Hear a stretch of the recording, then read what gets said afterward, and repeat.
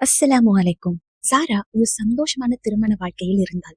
சுமாராக அல்ல, உண்மையாகவே மகிழ்ச்சியாக. அவர்கள் சிரித்தார்கள், கனவுகள் கண்டனர். அவருக்காக அல்லாஹ்வுக்கு நன்றி கூறினார். ஆனால் மெதுவாக ஏதோ மாற ஆரம்பித்தது.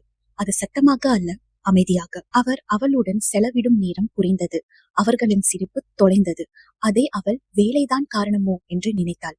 ஒரு நாள் உண்மை கதவை தட்டவில்லை, அது உடைத்துக் கொண்டு வந்தது. அவரின் வாழ்க்கையில் இன்னொருவர் இருந்தார்.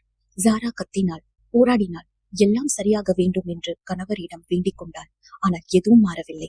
மெதுவாக அவளின் குரல் அமைதியாக மாறியது. ஒவ்வொரு இரவும் கண்ணீருடன் அல்லாவிடம் துவா செய்தாள். யா அல்லாஹ், என் திருமணத்தை சரி செய். நாட்கள் சென்றன, எதுவும் மாறவில்லை. அவளின் துவாக்கள் பதில் இல்லாமல் இருந்தது போல உணர்ந்தாள். அது துரோகத்தை விட அதிகமாக வலித்தது. ஒரு இரவு அவள் அல்லாவிடம் கேட்டாள், யா அல்லாஹ், ஏன்? அந்த அமைதியில் அவள் இதயம் புரிந்து கொண்டது. ஒவ்வொரு துவாவும் நாம் விரும்பும் விதத்தில் நிறைவேறாது, ஆனால் அல்லாஹ் அறிந்த விதத்தில் நிறைவேறும். அது நமக்கு நல்லது அல்லாமல் இருக்கலாம், அல்லது அது தாமதமாக இருக்கலாம், அல்லது இன்னும் சிறந்தது வருகிறது. அவள் இன்னும் அழுதாள், அவள் இன்னும் துவா செய்தாள். ஆனால் இப்போது அவளின் இதயம் பிடித்துக் கொண்டது நம்பிக்கை. ஏனென்றால் சில நேரங்களில் அல்லாஹ் நிலையை உடனடியாக சரி செய்ய மாட்டான். முதலில் நம்மை சரி செய்வான்.